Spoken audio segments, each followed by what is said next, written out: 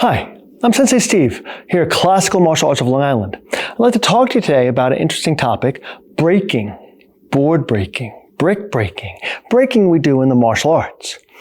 It's an interesting topic, something that sometimes it's a little controversial. But breaking has been around in the martial arts for a long time. Well, when we look at breaking, we can divide it into several different approaches. One part of it is breaking in relationship to fighting. So in relationship to fighting, breaking historically has been used as a way to judge how much power one's been able to develop in strikes. In that regard, if we do breaking, it has a limited application in the martial arts. If you learn how to punch, if you learn how to punch forward, right, straight, you can say, well, I want to see, do I have any power? Do I have any focus? In which case, we can use a board. We can use a board of a different thickness. 1/4 inch board, 1/2 inch board, 1 inch board. Oftentimes someone holds that board for someone to do the break. You say, well, if I can master breaking one board, maybe two, with my hand, so I have a certain amount of power. It's not exactly the same as hitting a person, but it's a measure of power. In the traditional period, they didn't always have things like heavy bags or focus mitts or wall-mounted bags or different types of components that they could hit, different types of tools that they could hit. So the question generating power had to be assessed and developed in certain ways. They would often have something called a makiwara pad. And a makiwara is a specific type of board that then is wrapped with rope and covered in canvas and then mounted in a way that has a little bit of give so it doesn't destroy your hands. But that type of bag was used, or that type of tool was used to hit and develop strength. Then the board was used as a natural extension from that same concept to say, well, do I have enough power to break a board? Can I penetrate? Do I have penetrating force? Well, in that sense, if we're using the boards in that way, we'd use the boards in different angles. So if you were trying to practice a straight punch, you'd work on the board held that way so I could try to go through it. If you're trying to work on what we call a hammer fist, right, where you're coming in laterally or you're coming vertically in a hammer fist, you'd have someone hold the board, you check it that way. If you're trying to work on an elbow, of course, they'd hold it and you try to focus the elbow. In that sense, boards can be used to say, can I develop power in my strikes? Could that carry over into self-defense? Could that be used in competition? That power, that line of force. Well, historically, the wood was inexpensive. It was there. It was easy to do. Well, wood's gotten more expensive. And we have reusable tools like focus mitts and pads and heavy bags and the things I mentioned before. So in that sense, if you're training to fight, then maybe board breaking isn't necessarily as big of your practice as it was historically. But it's still there, and many times in the martial arts, based on levels, on grading, on rank, there is a requirement to break boards with certain techniques, with hand techniques, with legs, kicks or knees, different types of strikes, to show that you have the power and that you've developed that skill and that ability to put the power, the focus, or as I say in Japanese, the kime, at that exact spot. That's one component of board breaking. Another component of board breaking is confidence, because wood is relatively unyielding. And to hit against the wood and to say, I'm going to drive my hand through it, my leg through it, my elbow, whatever it might be, you have to have the confidence to say, I'm going to pass through it. Now, pretty much every person on the planet can break a board. If we're talking about kids, we tend to use thinner ones. Talking about adults, we use thicker ones. But one board, you all got it in you. You could all do it. I have confidence in every single one of you that you could do it. But you might not have confidence in you. You might say, well, wait a minute. Boards are used to make floors. Boards are used to make walls. Those boards are used to make a deck that I could sit on in the summertime and drink something. And how am I going to break that thing? Well, that's another value or another purpose of it is confidence building. Building one's confidence, overcoming an obstacle. And oftentimes that is more of what we call the self-perfection side of martial arts versus the self-preservation side. Self-preservation side is the self-defense. Self-perfection side is saying, how do I change myself? So that component would be, we could break a board and you can say, I don't think I could do it. You could practice. You could be successful. You say, wait a minute, I overcame a challenge that I thought I couldn't do. Maybe I could apply that same mindset to other problems in my life. school, work, family relationship, right? Taxes, business, whatever it might be. And say, I could overcome that. I could get through that. There's a value to building confidence. There's certainly a value there.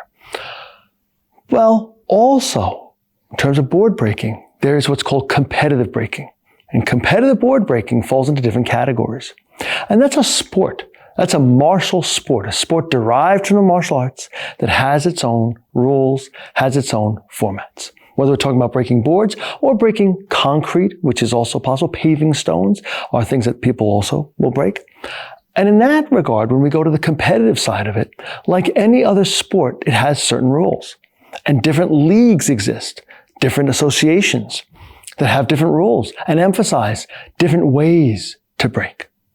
So one type of breaking is known as elimination breaking. In elimination round breaking, everyone who comes in that skill category, weight category, right, and age is put together. So you might have 3, 5, 10, 15, 20, 25 people all in that group. They are all required to do the same technique.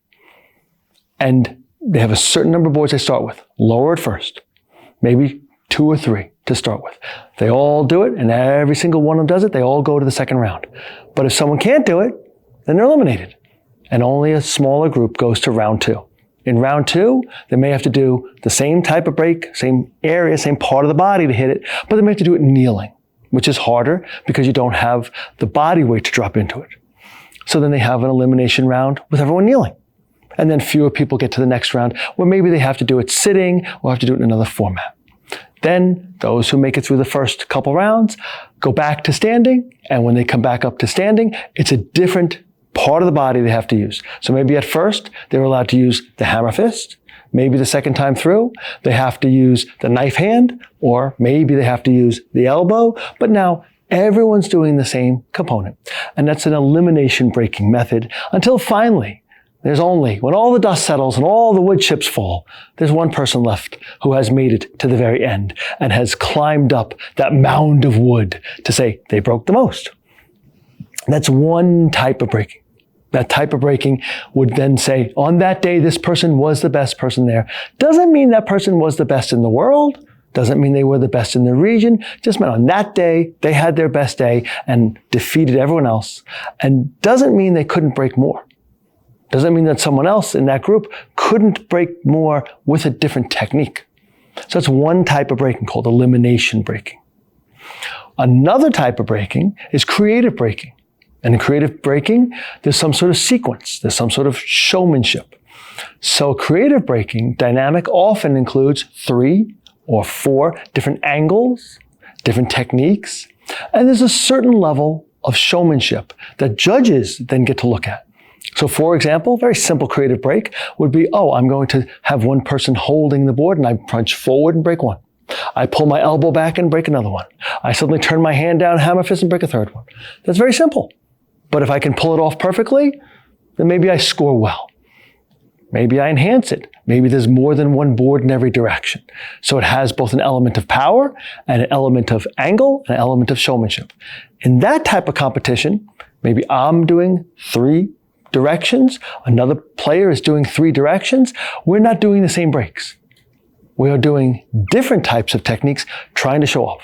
And maybe the guy who wins does a punch, does a cartwheel and drops into a break, and does a forward roll and hits the board with his foot. Wow. Showmanship, precision, accuracy, practice, timing, overcoming the jitters and pulling it off. Not a fight. Not a simulation of a fight. Not getting someone really ready for a fight. It's a derivative sport approach. And in creative breaking, there might be 2, 3, 4 people in your category, and you're playing against them. Who's most creative? Who does the most fancy flair breaking? And sometimes that includes things like lighting the boards on fire. Because there's a challenge to it. Now, let's be honest. They're not let to burn for a long time. So you're not hitting into the same kind of fire you'd have in your fireplace. They are lit on fire, they're on fire briefly, and one breaks through them.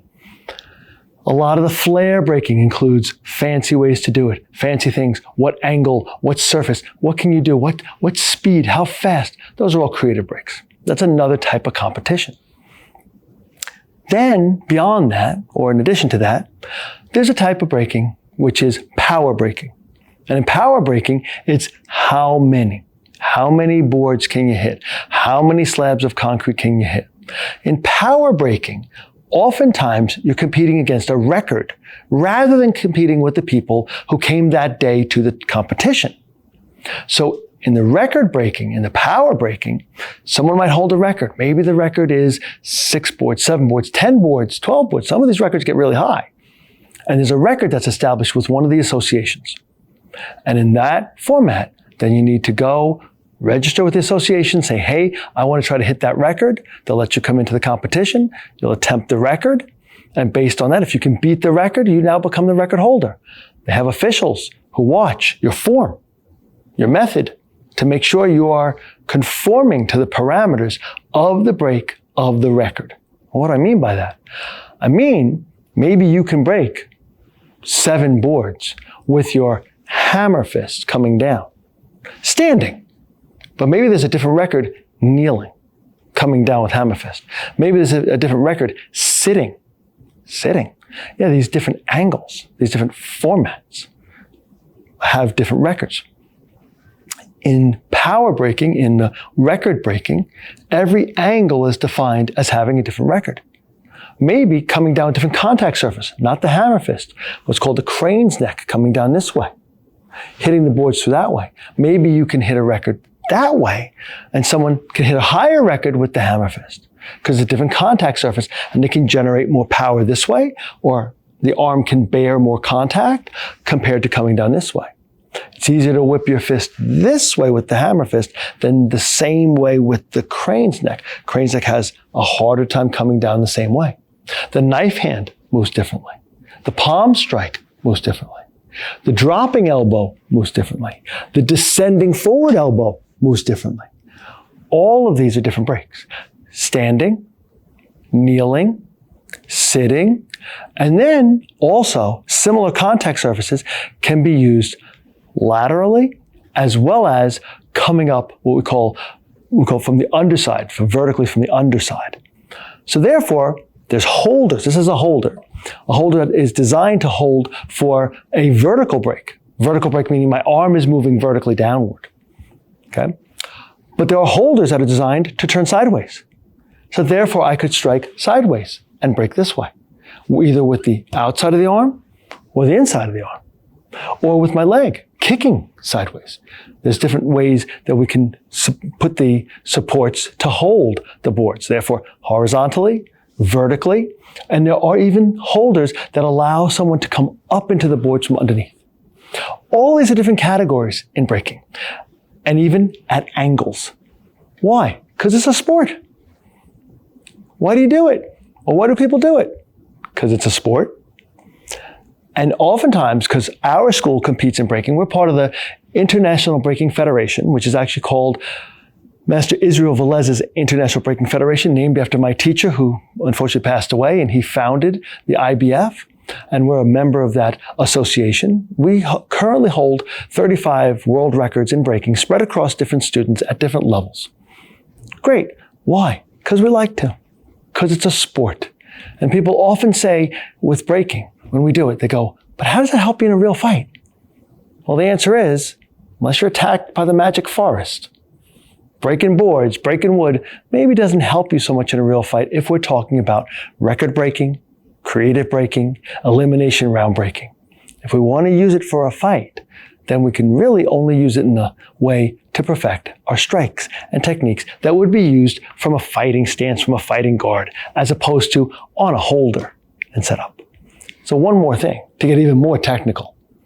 There's different thicknesses of boards that at different age brackets we use.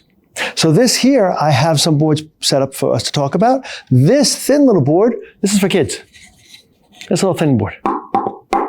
So these boards are used for kids. They're easy to break, right? Most of the wood is always pine, right? And this is a pine board. It fits into the holder. It could be broken very easily, right? But this could be used for kids. But this board You could stack them, make it harder, put more than one on top of another one, inevitably making it more difficult. But now there's a difference in category, because now I just stack them together. I took 4 of them, stacked them together. If I stack all 4 of them together, it's harder than one, because they build up. The tensility, the strength is stronger the moment I put them together, obviously. But there is something called a spacer. And this is a spacer. Spacers are actually carpenter pencils. And then you put a spacer down. And the spacer holds the boards apart just a little bit, so that when I put the next one down, there's a little gap space there. And so now this is a little different. There's a little gap space. And as I put them down with the gap space, it's not as hard as if I put them all together, but it's harder than one. So then breaking, in competitive breaking, there's categories. Do you do spacer breaks or non-spacer breaks? That's a question. Now, if we go into the competitive world of breaking, people often specialize. And they're like, well, I break wood but not concrete. Oh, I break spacer or no spacer. And in concrete, there's spacer, no spacer. In wood, there's spacer, no spacer. Like any other sport, it gets very specific. Right? So, and if we had this here, these are 4 boards and they're kids' boards, boom, we could snap right through them. If we snap right through them, you might say, that's really easy. So, Steve, that's easy. It's easy for you if you're an adult. May not be easy for you if you're 6 or 7. 6 or 7 years old, this might be very hard. Might be challenging psychologically as well as physically. So we have one little girl in our school. She holds the junior world record for kneeling hammer fist. Kneeling down, and we have a very small stand for her. Kneeling down, hand over the top, hammer fist through 6 of these boards. She just turned 7. Okay, so she wants to now try to go for the record, to hit 7 or maybe 8. So she's trying to hit as many boards as she is years on the planet. Again, that age bracket, that's great. It's competitive. Sure. It's also confidence building. If you can build that confidence to go through that, what other barriers in your life could you go right through? Okay? But those are kids' boards. Now, I also brought out for us to talk about today adult boards because they're a little bigger. So you see what they look like. Now, I'll leave those there for a second. These are adult boards. These are 1-inch pine boards. A little bigger. You can see a little thicker than those kids' boards. A little harder to go through. Not impossible. As I said earlier on, every single one of you probably could break one of these. Well, if you're a kid, you probably won't easily break one of those, but you could break one of these. You could go snap right through it and boom, smash those, right? And that could be confidence building, right? It could also work on your technique. And if someone was holding it as if it were a target for self-defense, then this could be used for training self-defense. But again, we can do these in spacer format or non-spacer format. Non-spacer format is I would just stack them up one on top of the other one. And it's a study in physics to say, what's the physics of going through this like when this is here with my hand, or my elbow, or my ridge hand, or if I were to kick it with the instep of my foot, the heel of my foot, the ball of my foot, if I were to swing my leg up and drop my leg on it. There's studies in physics and in power. Also, in general for these, what we do is we wind up using them so the grain matches. I'm just going to put these boards down for a second. So the grain matches. Cross grain breaking, where the grain in the wood is not aligned. Well, that's an even rarer specialty. There's few people who can do that. Okay, in the IBF, I only know of one expert, right? Master Chris Brooks, who's been able to do cross-grain breaks. They're very hard to do, right? But again, with these, we could spacer them and separate them out so there's space between the boards or they're stacked one on top of each other, okay? And then be able to put power through them. And it's a study in the physics of how the boards break. Then, in specialty breaking, we also can do things like we stack one this way, and then one across the top again, and trying to then break and say, do I break the one on top? Can I break just the top one? Can I break the bottom one by driving the force through? That's specialty breaking, right? And looking at that, and that's what we call in that the specialty or creative breaking, where we break and we say, how do I study the physics of the force and put force where I want it? So the whole purpose of us talking today is try to understand and explain, all these dynamics in breaking and how it's a sport, and how if you see it online, sometimes you don't really understand what they're doing. You understand they're breaking boards. That's pretty straightforward. Right? It's very clear. Oh, they're breaking something. That makes perfect sense. But why are they breaking this? Why are they breaking that? How come they're breaking it in a certain way? How come this won in this competition and this didn't win in this competition? And how come it worked that way? And what are they aiming for? And what's the purpose behind it? Right? And the same thing if you were new to watching tennis. You might be like, I don't really get this 15 love thing. Like, what the heck is going on here? How is that working out? Right? Those kind of things. So that's why today I want to talk to you guys about breaking. So here's 4 boards, not too many, 4 boards. And we've been talking about the hammer fist. So here's a hammer fist. And that's breaking. Have a great day. Domo arigatou gozaimasu.